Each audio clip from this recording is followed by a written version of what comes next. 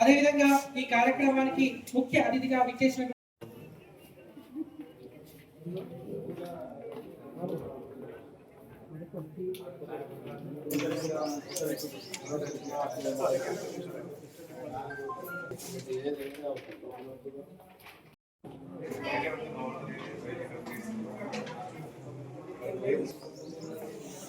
పైకి ఇంతకుముందు మనం మీటింగ్ వచ్చింది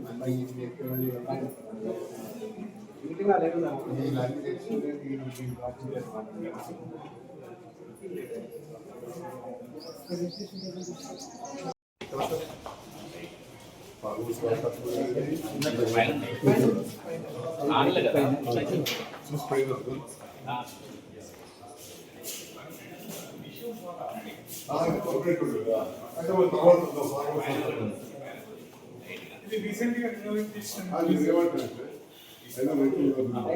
ఆ ప్రోగ్రామ్ తీసుకోవడానికి ఇది ఎప్పుడైనా చూసుకోవచ్చు. ప్రోగ్రామ్ చేసుకోవడానికి రైతులు నాయకులురా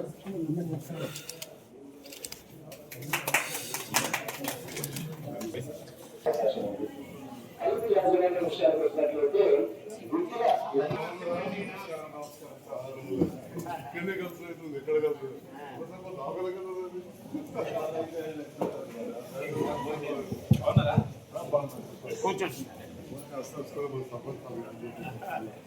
టెక్నాలజీలు ఉన్నా ఎన్ని సాంకేతిక విధానాలు ఉన్నా మనకి కావాల్సింది ఆ టెక్నాలజీని ఉపయోగించడానికి రైతే ఇంపార్టెంట్ అని ఎమ్మెల్యే గారు చెప్పడం జరిగింది. ఈ కార్యక్రమాన్ని నిర్వహించడంలో సహకరించేటటువంటి ఉత్తర తెలంగాణ మండల శాస్త్రవేత్తలు, వివిధ ప్రాంతాల నుంచి వచ్చినటువంటి రైతులు, శాస్త్రవేత్తలు అందరికీ కూడా ధన్యవాదాలు. ఈ కార్యక్రమాన్ని నిర్వహించడంలో సహకరించినటువంటి print and electronic media teaching and non teaching staff అందరికీ కూడా ధన్యవాదాలు. ప్రోగ్రామ్ తర్వాత బ్యాంకులో రుణాలు ఇస్తున్నారు, ఆ రుణాలను కూడా తీసుకురావడం జరిగింది. తను చేసిన సేవలు కృషి ఫలంగా మన దేశ ప్రభుత్వం తనని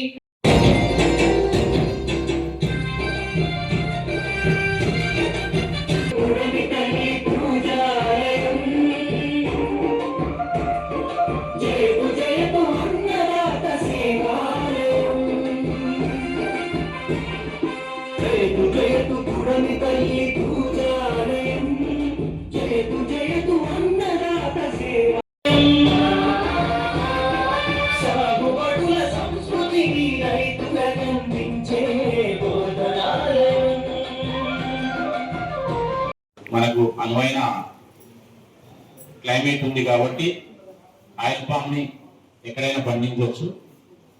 బురద నేలలు తప్ప మిగతా అన్ని నేలల్లో పండించవచ్చు అనే కాన్సెప్ట్ తోటి మనల్ని ప్రోత్సహిస్తున్నారు. దాని వైపు మొగ్గు చూపితే రైతన్నలు నిజంగానే లాభం పొందుతారని నేను అనుకుంటున్నాను. ఈ సంవత్సరం మనకి కొంతమంది రైతుల నుంచి దిగుబడి కూడా వచ్చే అవకాశం ఉంది. దానికి కోతుల బెడద అనేది ఉండదు. క్లైమేట్ వల్ల అంటే వరదలు రాకవలసిన కూడా ఇబ్బంది ఉండదు. కాబట్టి దీన్ని గుర్తుంచుకొని ఆయిల్ పామ్ వైపు మొగ్గు చూపాలని మీ అందరినీ విజ్ఞప్తి. అధునాతన వ్యవసాయం చేసుకుంటూ ముందుకెళ్తున్నాం.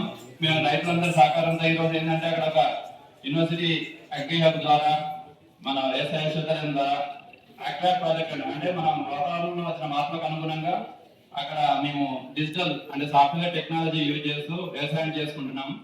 దానికి జర్మనీ సపోర్టింగ్ కూడా మాకు లభించింది.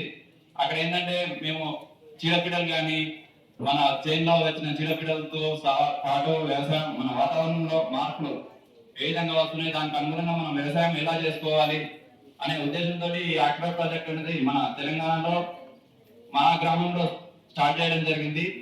దీనిలో మేము రైతు సోదరులందరం ముందుండి కార్యక్రమాన్ని ముందుకు తీసుకెళ్తాం చేస్తున్నాం. మంచి అంటే పెట్టుబడి మనం పెస్ట్ అంటే మన క్రిములు కీటకాలు వచ్చే దాని మీద పెట్టుబడి తగ్గించుకుంటూ మేము టైంకి ఏం స్ప్రే చేసుకోవాలి, వాతావరణంలో మార్పులు ఎట్లా వస్తున్నాయి, దీనికి యూనివర్సిటీ సైంటిస్టులు మాకు సలహాలు సూచనలు ఇస్తున్నారు. కాబట్టి కొన్ని వరికి సంబంధించి ఇంకా లాభదాయకమైన వెరైటీస్ ఉన్నాయి.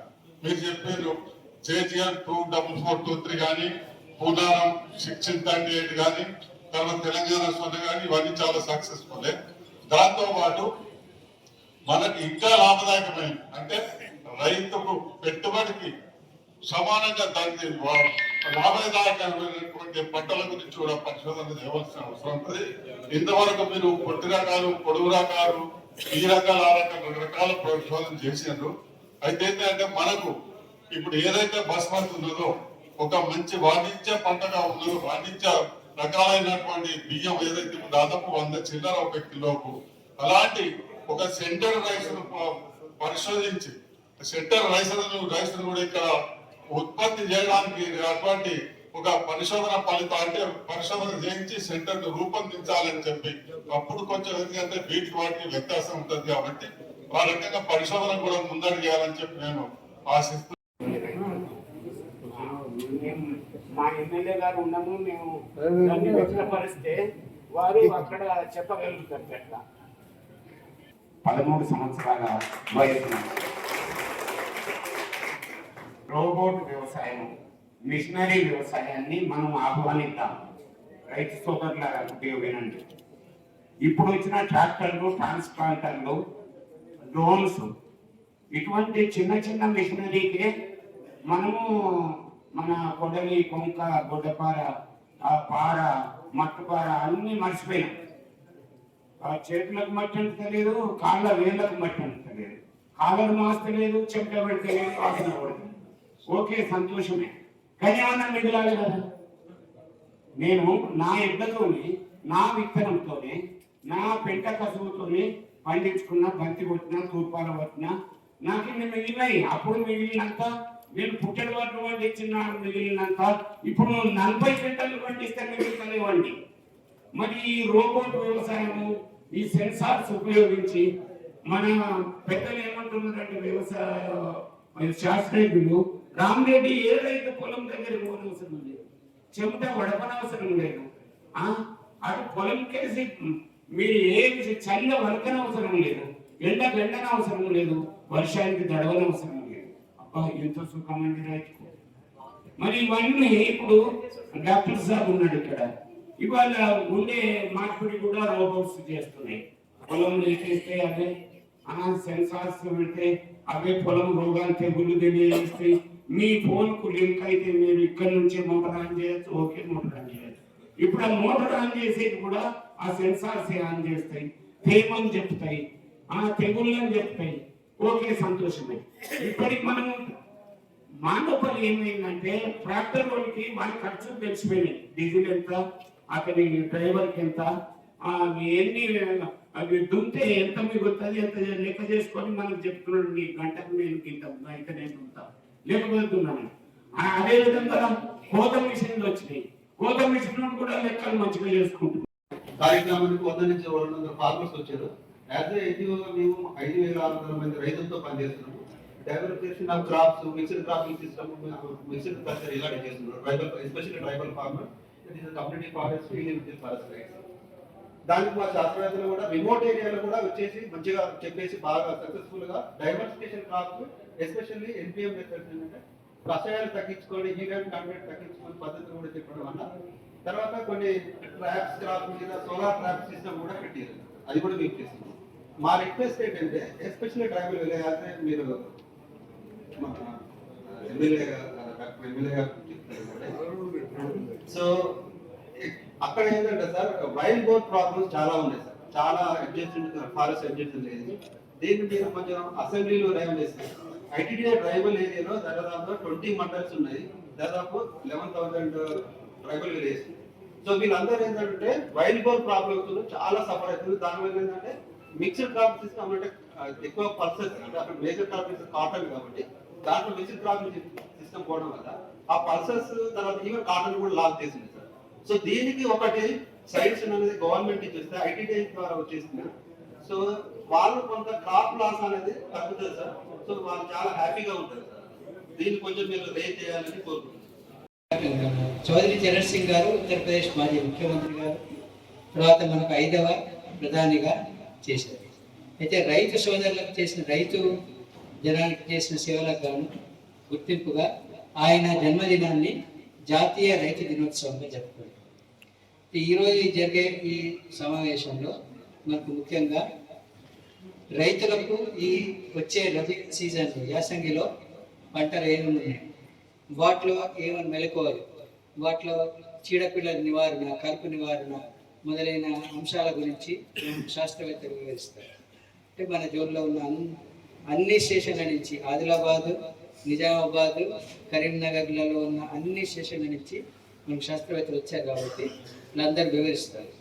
ఆ తర్వాత మీరు ఈ సమావేశం జరుగుతున్న సమయంలోనే మీకు పేపర్లు అందిస్తారు. మీకు ఏమైనా సందేహాలు ఉంటే వాటిని రాయండి. వాటి మీద క్వశ్చన్ ఆన్సర్ సెషన్, ప్రశ్నలు సమాధానాల సెషన్, మన అందరు రైతులు మాట్లాడిన తర్వాత ఒకటి ప్రశ్నలు ఆన్సర్ సెషన్, దాంట్లో అందరూ ఈ సందేహాలకు సమాధానం చెప్పారు. కాబట్టి ఈ సమావేశానికి ఇది మన ఈ సమావేశం యొక్క ముఖ్య ఉద్దేశం. తర్వాత బయట ఎగ్జిబిషన్లు వివిధ రకాలు, తర్వాత కొన్ని టెక్నాలజీలు ఇవన్నీ కూడా బయట పెట్టాయి. కొన్ని మట్టి నమూనాలు ఎలా తీయాలి, మట్టి పరీక్షలు కూడా, మట్టి పరీక్ష కిట్ కూడా బయట పెట్టాయి. సో ఇవన్నీ మీరు ఈ జరుగుతున్న టైంలో సమయంలో కానీ తర్వాత కానీ మీరు అవి చూడవచ్చు. తర్వాత మనం లంచ్ చేసిన తర్వాత మధ్యాహ్నం భోజన సమయం తర్వాత వ్యవసాయ స్టేషన్లో స్టేషన్ ఫీల్డ్ విజిట్, అంటే రైతులందరికీ మన స్టేషన్లో ఉన్న పంటలు వాటిలో ఉన్నాయి చూపిస్తాం. కాబట్టి మనం ఈ చేసిన అందరికీ నమస్కారం. చూస్తే మా దగ్గర పండించని మెట్ట పంట లేదు. అంతగా మనం 24 వ్యవసాయం చేసిన కుటుంబం, కానీ కాలం మారింది, పరిస్థితులు మారింది. ఊళ్ళో వస్తే 25 కాదు, మా ఊరు అభ్యుదయ రైతులు మా రవీందర్ రెడ్డి గారు ఊరంతా వస్తే 2 నాలుగు జరుగుతుంది. ఎందుకంటే నాకంటే ఇవాళ చెప్పే నత్రజని గురించి, యూరియా గురించి అందరూ ఇవాళ పెద్ద ఎత్తున నడతాం. అసలు ఎక్కడికి వెళ్తారు నత్రజని న్యాచురల్ గా? మనం అదే కదండి సోర్స్. కొంత బర్ర మంద పోతుండే, ఎట్ల మంద పోతుంటే దుమ్ము ఎత్తే అసలు ఇళ్ళకి వస్తుండే. ఎట్లయితే ఊరే వేరే, ఆవులు ఊరే వేరే, ఏ కట్టుకోలేదో చనిపోయేది, దాని గురించి మాట్లాడుతూ కూడా ఒక సామాన్య పాఠశాల ఎప్పుడు చెప్తా ఉంటారు. కాబట్టి ఈ కొన్ని ముఖ్యంగా యూరియా విషయంలో ఈ ధర్మాన్ని చేసిన ఏం చేసిన దానికి మనం ఆలోచించాలి. ఇంతకుముందు రాగిన మా అల్లుడు అయితే చిక్కవాళ్ళు ఏంటి మక్కజొన్నకి 8 బస్తాలు వేస్తున్నాం. అంతకుముందు 8 బస్తాలు నా దగ్గర మక్క ఎంత పండిస్తాము, పసుపు ఎంత పండిస్తున్నా కదా. ఏం చేస్తున్నారు మీరు? ఇట్లా చదువుతున్నారు, వాస్తవా కాదా? మరి చదివిన యూరియా ఆ పంటకు అందుతాం అనుకుంటున్నా, కానీ కాలమైపోతుంది. మనకు తెలియదా? చిన్నప్పుడు యూరియా ఇంత చేసి అవన్నీ చూడలేదా? జరగలేదా? మరి ఇలా రాగానే మిషనరీలతో రోబోటిక్ అంటే మనిషి లెక్క అదే పని చేస్తుంది అంటే ఇక ఏ స్థాయిలో చూడాలి. ఇంకా పరిశోధన స్థాయిలో ఇవాళ డాక్టర్ రోబోటిక్ ఆపరేషన్ అన్ని మాట్లాడు ఎంత ఉన్నా నడిపోయింది మన మనిషి. అసలు ఫస్ట్ ఆ పురుగాలేదో తెలుసుకోవాల్సిందే మనిషి. అది ఏడికి వెళ్ళిపోతే అక్కడ ఏ అవయవానికి దొరకాలో, ఎక్కడ పుట్టాలో చేయాల్సింది మనిషి. కాబట్టి ఏ రోబోటిక్ వచ్చినా ఏది వచ్చినా మళ్ళా మనం చేయాల్సింది. అదేవిధంగా రోజుల ద్వారా మనం పిచికారీ చేస్తాం. చేస్తున్న సందర్భంలో ఏ దానికి ఏ మందులు ఎంత మోతాదో చెప్పాల్సింది మాలాగా డాక్టర్లు, ఈ డాక్టర్లు, వ్యవసాయ ఏమోలు వాళ్ళు చెప్పాల్సిందే. దాన్ని బట్టి కాపాలి తప్ప 19 కాలపరులు అడిగి మనం తెచ్చుకొని చదివితే ఇవాళ ఎట్లయితుందంటే బీమారంతా కూడా సెల్ ఫోన్ లో చూసుకుంటున్నారు. డాక్టర్ గూగుల్ గారు స్టార్ట్ అయ్యారు. ఇక చూసి మమ్మల్ని 100 ప్రశ్నలు అడుగుతున్నారు విన్నారా. కాబట్టి ఒక్కొక్క దగ్గర ఒక్కొక్క విషయంలో ఉంటారు. అంత పెద్ద ఎత్తున యూరియా చదివితే ఖచ్చితంగా అది వేస్ట్ అవుతుంది, సరిపోదు, దొరకదు. ఇవాళ షార్టేజ్ ఏంటని చెప్పి మనం మాట్లాడుతున్నాం. అదే పెద్ద రైతు 10 ఎకరాలు, 15 ఎకరాలు, 20 ఎకరాలు, 50 ఎకరాలు. మరి అలాంటి సందర్భంలో ఖచ్చితంగా మన సంఘాలు మళ్ళీ బలోపేతం కావాల్సిందే. ఆనాడు విశ్వనాథ్ కమిటీ కావచ్చు, ముల్కనూరు విశ్వనాథ్ రెడ్డి గారు కావచ్చు, all India agriculture committee chairman కీర్తి శేషులు, మాజీ వ్యవసాయ శాఖ మంత్రి చొక్కరావు గారు చెప్పింది కావచ్చు, ఇవాళ మీరు చెప్పేది కావచ్చు, అంతర్గామ గుల్లపేట నియోజకవర్గం చెప్తా ఉన్నా. మా అల్లీపూర్లో ఏదైతే ఎఫ్పిఓలు మామూలుగా ఆ ఎఫ్పిఓలు కానీ మన సొసైటీలు కానీ ఖచ్చితంగా సమిష్టిగా అన్ని వస్తువులు కొనుక్కొని రైతులకు అందజేయాలి తప్ప ఒక్కొక్క రైతు కొనే పరిస్థితి ఉండదు. మరి దాంట్లో భాగంగా మహిళా సంఘాలు కూడా ఇన్వాల్వ్ చేసి కళ్యాణంలో స్వయాన్ని నేను మూడోసారి శాసనసభ్యుని అయితే వస్తా. మన కళ్యాణ్ ఇక్కడ మహేశ్వరరావు గారు ఉన్నారు, ఈ ఊరు పక్కకి ఊరు కళ్యాణ్ కొని ఈ ఫార్మ్ ఎక్విప్మెంట్ ఇవ్వడం జరిగింది. మరి మహిళా సంఘాల బాధ్యత ఏంది? మన ముఖ్యమంత్రి గారు చెప్తున్నారు, మన మహిళలు ధనవంతులు చేయాలి. ఇప్పుడు వాళ్ళు ఏం చేయాలి? ఖచ్చితంగా రైతులతోటి సత్సంబంధాలు పెట్టుకొని అలా మంచిగా అద్దెకిచ్చి 10 రూపాయలు లాభం పొందాలి. ఎందుకంటే ఒక రైతు అంత పెట్టుబడి పెడితే మనకు లాభం రాదు. ఒక ట్రాక్టర్ కొంటే అందరు రైతులు తట్టుకోలేదు. ఇంకేదైనా వేరే వృత్తులు ఉంటే కొనేలా పడేస్తారు. అట్లాంటి రైతులు మామూలు అనుకోవట్లేదు. కానీ ఒక సామాన్య రైతు 2 ఎకరాలు ఉన్న 3 ఎకరాలు ఉన్న 10 ఎకరాలు ఉన్న కూడా మనకి గిట్టుబాటు కాదు. మళ్ళా రేపు ఒకటిస్తుంది. కాబట్టి ఈ కోఆపరేటివ్ వ్యవస్థ, ఫార్మర్ ప్రొడ్యూసర్ ఆర్గనైజేషన్స్ ఇవన్నీ కూడా కరెక్ట్ గా అనిపించండి. తప్పదు, మనం ముందుకు పోవాలి. రైతుకు మళ్ళీ లాభం రావాలి. ఒకటి ప్రొడక్షన్ వరకు మనం కొంత మాట్లాడాలి. మన మార్కెటింగ్ మళ్ళీ మళ్ళీ దళాలు సెటిల్ ఒక్క బట్టల గురించి మనం మాట్లాడద్దు. కేంద్ర ప్రభుత్వం అక్కడ ధర ప్రకటిస్తుంది, దొడ్డవాడికి కొన్ని ఓట్లు ఉంది, ఎవరి దగ్గర అని చెప్పి ఒకటి, లేదా నల్లబడ్డది కొంత, మచ్చ వచ్చింది కొంత, రకరకాలుగా మనం రిజెక్ట్ అవుతున్నాం. మన కింటాల కింద నష్టపోతున్నాం.